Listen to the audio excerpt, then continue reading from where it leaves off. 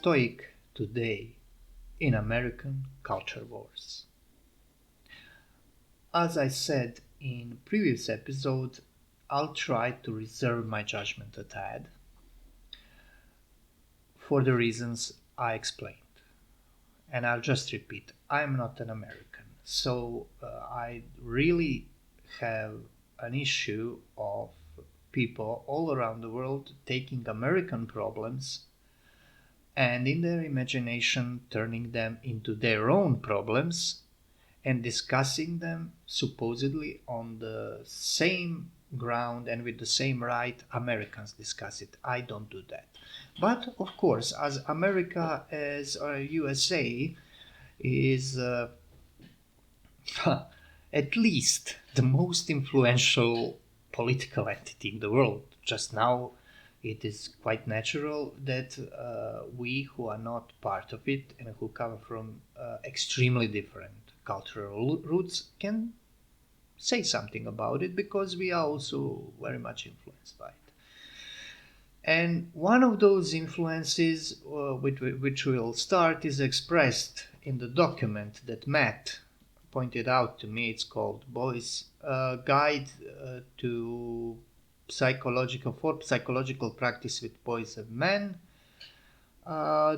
published August, 2018, if I see it correctly. Just a second. Yes, 2018. It was published by American Psychologists Association, and it probably spells end of any relevance of this association.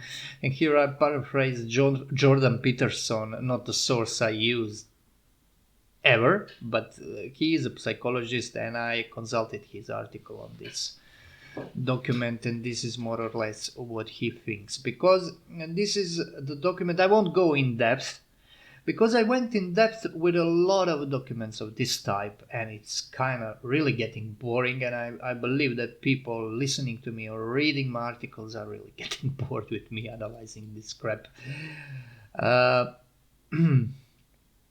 It is before I say what it is, I'll read the first sentence for the so-called rationale for these guidelines, and it will probably become obvious what it is to most of you. I quote: "Clinician awareness of one's stereotypes and biases against boys and men is a critical dimension of multicultural competence." Full stop. I won't read anymore. So obviously, this is what I would call a document of dissolutory or dissolving or acidic intellectuality that is commonly known as leftist wokeism or whatever. A lot of words are used to describe it. Some more philosophically inclined call it post-structuralism, deconstructionism, postmodernism.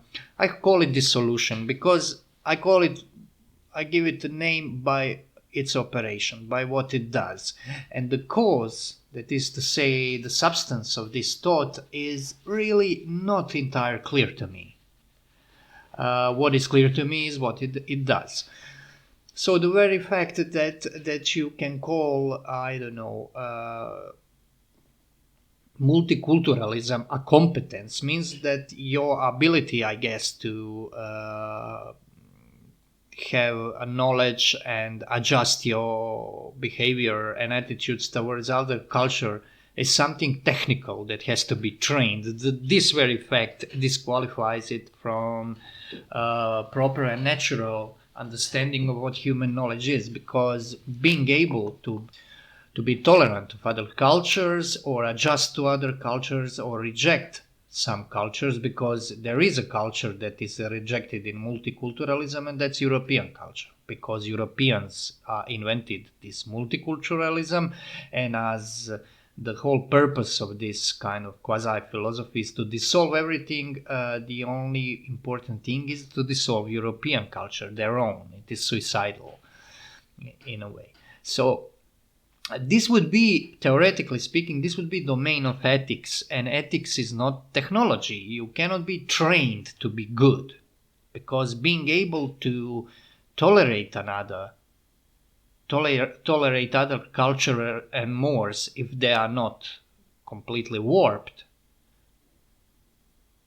is ethical attitude. It's an ability to be generous and to be able to accept the other, to consider yourself a finite being like him, and not trying to absolutize what are merely cultural products or mores and so on and so forth. But this is not so much about tolerating or untolerating others' principles, because you cannot tolerate some principles that are destructive. Anyway, this would be even this. Notice about first sentence, in my opinion, is enough to discredit everything that follows, and there is a lot more, but I won't go into it. Now, to describe what this thing does, this document, this is just a guideline for destruction of any kind of natural understanding of masculinity. And Stoic masculinity, as they mentioned it at one point, is one part of what they call traditional masculinities. They like these plurals because every group has masculinity, and every group is not just every ethnicity or every state, but also every sexual orientation. That is every sexual deviation can have its own masculinity, femininity, and so on and so forth. And these are only the products of dissolution, because principle is nihilistic. It has freedom. It doesn't have substance, but it has absolute freedom to dissolve everything by multiplying everything into nothing. So Stoicism would be kind of like John Wayne attitude, I would say, to speak in American terms, in terms of American popular culture, although taking John Wayne as an image is not so bad thing. There is a lot in this popular culture of before the 60s. There is a lot of these references to classical culture, because I believe that American culture used to be very much based on common sense that was carried over from Europe, and that maybe, and by opinion of some people that I really admire, like Eric Vogelin, had a stronghold in USA. For instance, during the World War II and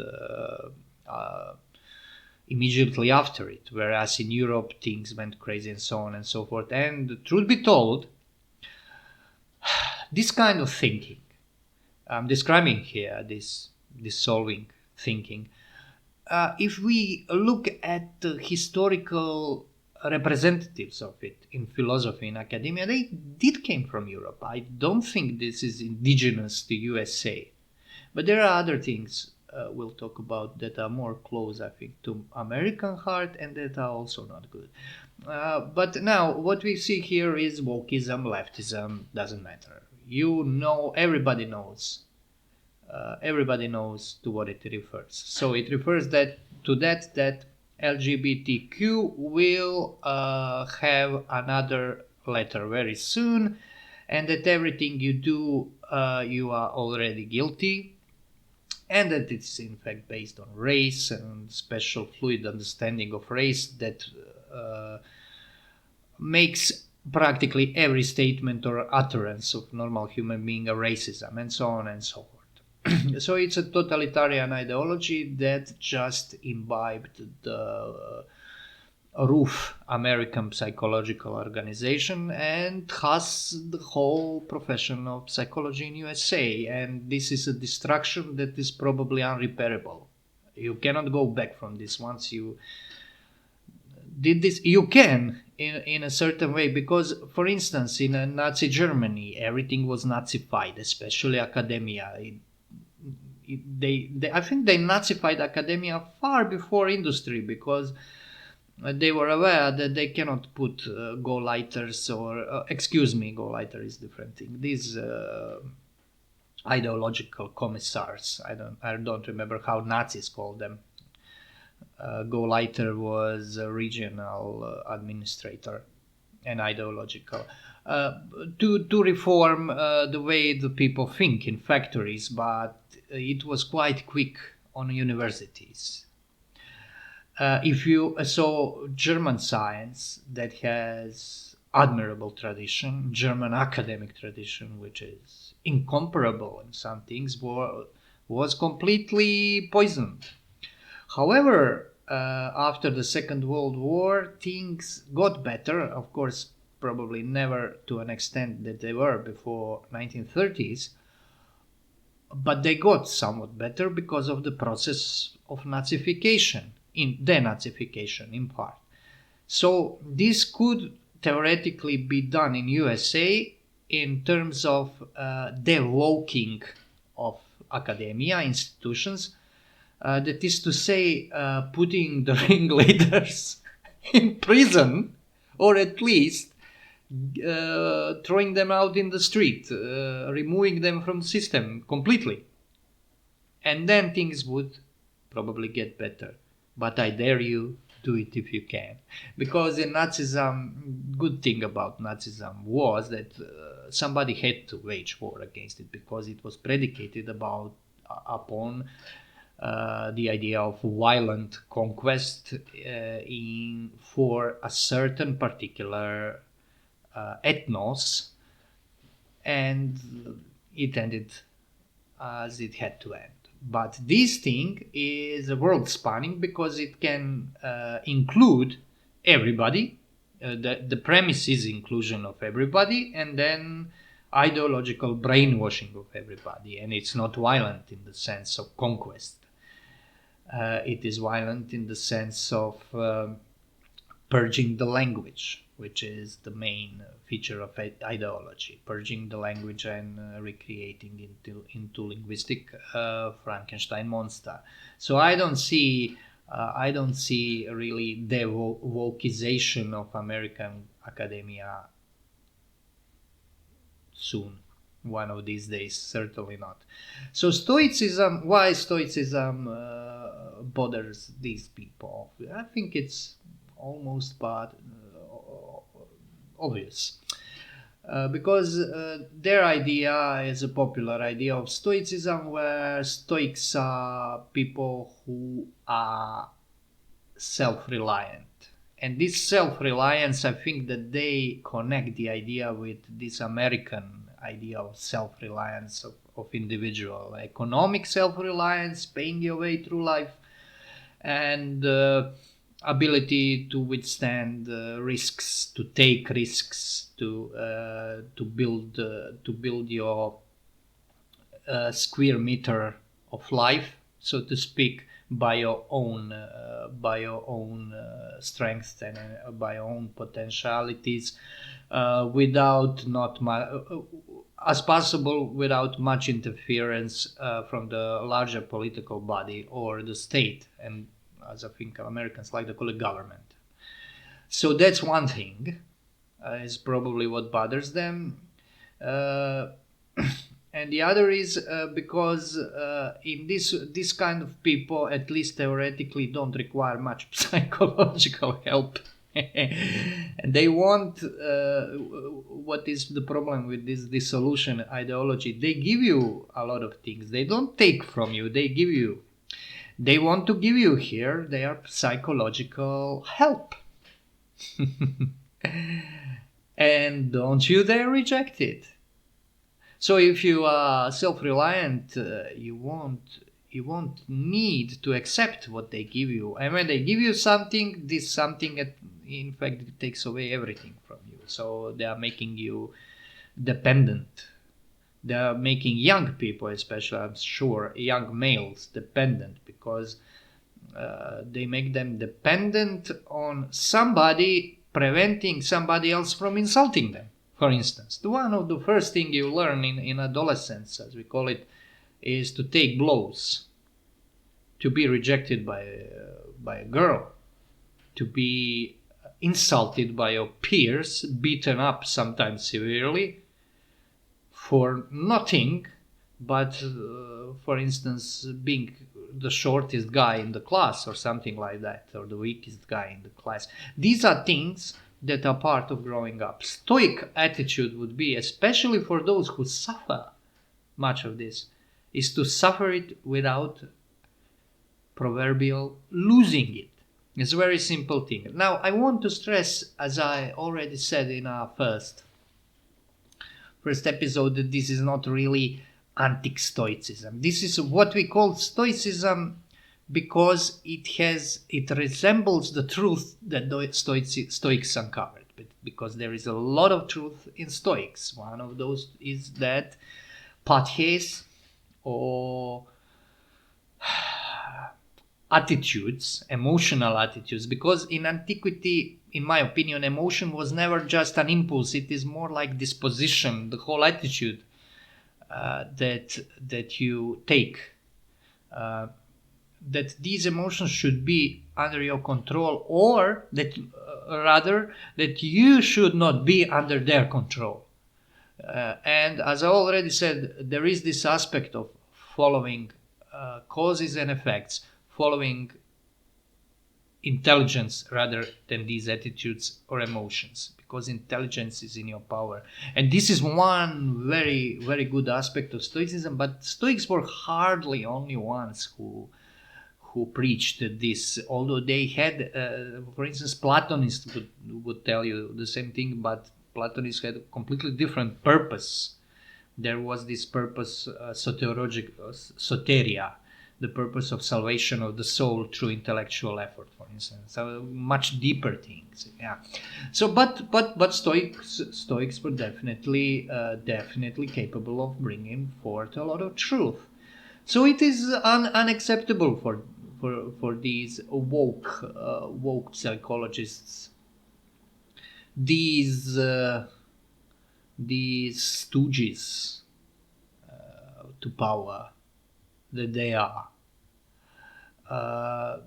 It's completely unacceptable, because this idea of inclusion, what is meant by inclusion, by stakeholders, by such things that you meet in this terminology and in terminology of sustainable development, it's standardization of systems. They want system that includes everything and everybody, and that it includes them as the nodes on the same level. So maybe going on tangent a bit and digressing, but I have to say it because it is connected. This is the politics of what they call now Great Reset, which I don't think much of. But in principle, it is true that the idea is this standardization of systems on the quite undifferentiated level, where you and the tree are on the same systemic level. You are reference, that is to say, units of self-reference in the system. Tree maybe is not a good example, rather a forest would be a system of self-reference in this standardized absolute global system that they would like to see, and they will never see, of course. And it comes together. So obviously, none of these ideologists can expect that everybody will be included in the system of psychological help. But they believe it because their intellectual stance brought them to this contradictory and frankly quite crazy point. So inclusion would be including everybody and everything into one system. And in psychological sense, this would be this system of intersectionality, multiculturalism, different masculinities. I saw at one point they are talking about American blacks. So the good deal of those young grow up in fatherless families, but now they have research that proves that maybe that's not so bad, that there are other ways of putting up a masculinity without having a father. I mean, those are things that are completely completely contrary to common sense.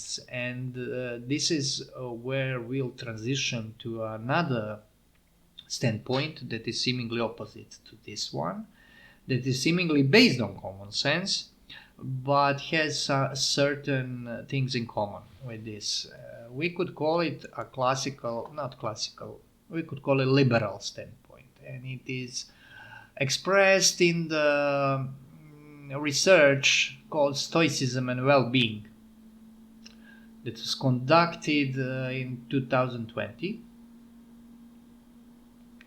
So I'll read just a bit, just an introduction for you to understand what it is about. Research was conducted among students to see what kind of attitude, Stoic attitude, what kind of effects, psychological effects, Stoic attitude produces. So I quote, Stoicism and the good life. What is good life? Over the course of human history, many different answers to this question have been suggested. They missed something, or the suffix for perfect. Simple. The ancient Stoics suggested that a good life is a life full of meaning. No, they won't, because meaning is meaningless at that stage in philosophy. Good life is life according to purpose of cosmos and your special place in cosmos. Purpose and meanings are very different things. I continue. Late Stoic writers, blah blah blah. Then we'll skip that. A virtuous life was determined as a life following reason, dedicated to fulfilling one's role in life. True. So the problem is, does this attitude make you happy? So they contrast life of what they call hedonic well-being and this life of Stoic eudaimonia. Eudaimonia can be translated as well-being. This is such a conundrum. So they are contrasting hedonic well-being and eudaimonic well-being. Now, where this comes from? As Matt quoted from this summary of research, they call upon John Locke and Francis Bacon, who live towards happier times, and contrast them to Marco Aurelius or Epictetus, the Stoics, who lived in an proverbial age of anxiety. The idea is Stoicism won't make you happy. It will make you good, it won't make you happy, and happiness is the purpose of life. This is implied. Well, I'll work on this implied part, because mentioning John Locke makes things obvious. Now, this is utilitarian understanding of human being, and it comes partly from John Locke's understanding of eudaimonia, that is to say, well-being. Something that they obviously don't understand, because well-being is not what Locke defines it, and they should have used something else, but never mind. For Locke, good and bad can be understood only in the sense of what is pleasure, what gives pleasure and what gives pain. Pleasure and pain differentiate between good and bad, and he goes so far to say that this applies to religion too, and that pleasure and pain are reward of the punishment of God. Also, if you take it to metaphysical level. So what gives pleasure is good. What gives pain is bad. I won't go too deep into this subject because it is profoundly important and it requires a special treatment. But I'll just say utilitarianism of this kind and liberalism built on it is one of the core principles of modernity, of our day and age, and it is present even in this leftist dissolution I just talked about. because it is built upon a premise that every life strives towards pleasure, not towards good. And the maximum pleasure, that is to say maximum happiness in translation, of the maximum number is the end goal of society, and even more of global society. Because the world, as opposed to Stoics, for instance, in these modern times, is understood as Earth. I think this is usually being forgotten by people. They mean planet. And there is this, even this nucleus of this globalist idea in it, because it kind of follows from the axiom that Locke and Jeremy Bentham and such people chose to imagine to be the first principle. So what this means? This means that pleasure of greatest number is not a purpose because it's good to make other people be happy, but because it brings about progress. They see this, they negate metaphysics, but then again they have a metaphysics, and this metaphysics is built precisely upon this, because such pleasure, people who feel pleasure in the right way, at the right time, at the right place, are people who are creating good society. So how to bring people into this situation, the mass of people? Let us be clear about it. When we take that the greatest number is the criterion, we are talking about masses, quantities, and mass. The greater the number, the better.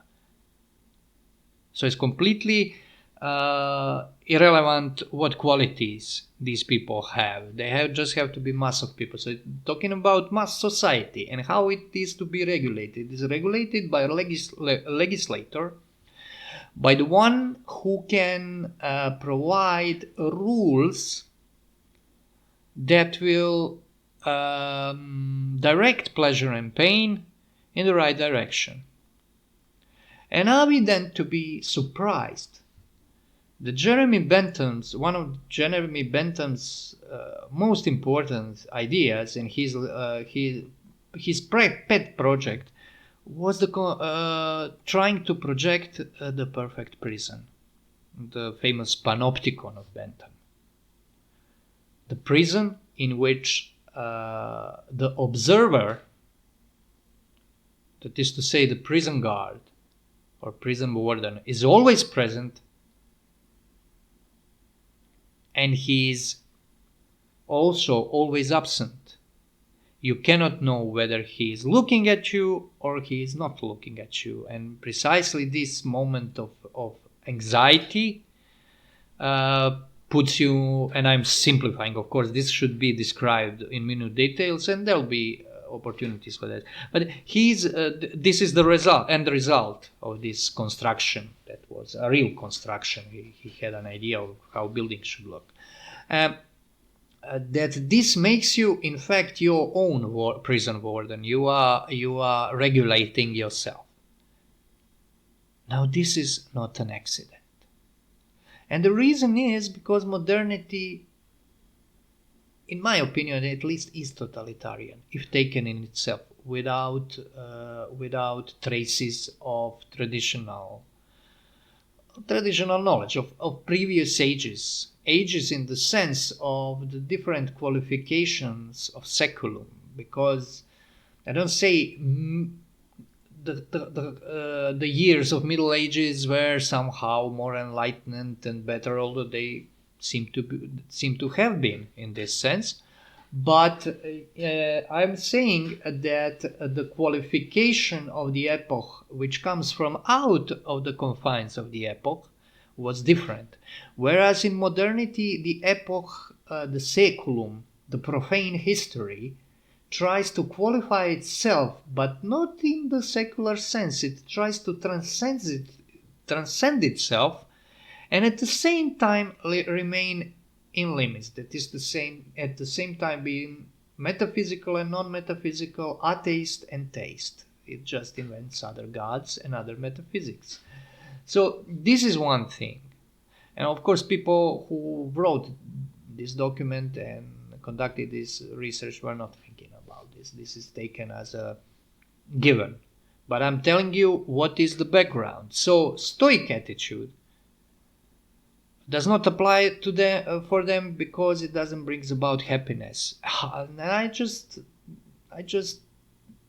kind of gave an outline why maximum happiness of maximum number is in fact a proto-totalitarian principle. Absolutely so. It wouldn't have been if it is part of the larger original principle, as in traditional understanding, even pre-Christian understanding of eudaimonia. Pleasure is a part of it. Absolutely so. Even pleasure in material things. It is not the principle. The principle itself is something higher, something that cannot be really put in the system because it transcends even the temporal world. But that's the story in itself also. So Stoic attitude is inapplicable here because these people obviously cannot see that purpose of human life is not to be happy. That is to say, not to stuff yourself with the good food, good drinks, and indulge in good but measurably fornication. This is not the purpose of life. Still less the purpose of religion and metaphysics. So Stoicism is not really that acceptable to them. Stoicism is about virtue. It's about things that are good in themselves. To be self-reliant, in a sense, is good in itself. And it comes from the understanding that that thing is free, that being is free, that doesn't owe its conduct, its way or manner of conduct to anything else. So this is where it comes from. Those are some primordial principles of ethics that are in the background of everything. And all you can do is invert them or obfuscate them, or what is usually done in modernity, take a part of them, just extricate one quality of them and ditch all others. So this is what happens. And to conclude, Matt asked me about Christian understanding of Stoicism. This is very complex historical and philosophical questions. Well, I'll try to keep it simple, to keep it to what I know about it. And I'll quote you what Thomas Aquinas said about Stoics in Summa Contra Gentiles, something I used already, one very interesting quote. Quote, "But outside the order that embraces all things, it is not possible for anything to be indicated by means of which the order, depending on universal cause, might be changed." That is why the Stoics, who considered the reduction of the order of things to God to be a universal cause of all things, claimed that the order established by God could not be changed for any reason. But again on this point, they departed from the consideration of universal order because they claimed that prayers were of no use, as if they thought that the wills of men and their desires from which prayers arise are not included in the universal order. End quote. So in order to unpack this, we have to clarify a few things. When Aquinas says the order that embraces all things, by this he means creation. We must have, in my opinion at least, correct symbols that we use when we talk about these things. It's not enough to merely understand the logic, because then you can fall into error of thinking that you are working with system. This is not system. The order is symbol. It is not just the chain of events as we would say today. For instance, I already spoke something similar in the first episode of this podcast when I was talking about the Stoic notion of causality. Now here we are talking about Christian notion of causality, but even in Stoic case, the causes and effects are not events, but things, beings. And here it is even more sublime in the sense that the order is creation. The order is being, in fact, the act of being. Okay, but we won't go too deep into that, just to have the correct image before our eyes. And this image, because we are talking about something that cannot be seen, is rather a symbol. And Thomas Aquinas says that Stoics, this is the reason why Stoics considered that no created being can change the order of creation. That is to say, cannot change the creation. That is to say, namely, cannot recreate creation. That is Christian understanding. They departed from the consideration of universal order because they claimed that prayers were of no use, as if they thought that the wills of men and their desires from which prayers arise are not included in the universal order. What he says here is that discrepancy of subject and object, in short, does not exist if we look things at the level of creation, if we look them literally as things, because the main fact, the primordial fact of all, is that it is created, and this fact is usually called given in philosophy from datum in Latin, and even secular, agnostic and atheist philosophers will still use, even to our day and age, use this term given, and given comes from this. So our prayers, our wills are not ontologically lesser. They are not ontologically outside of the world. This is the main point.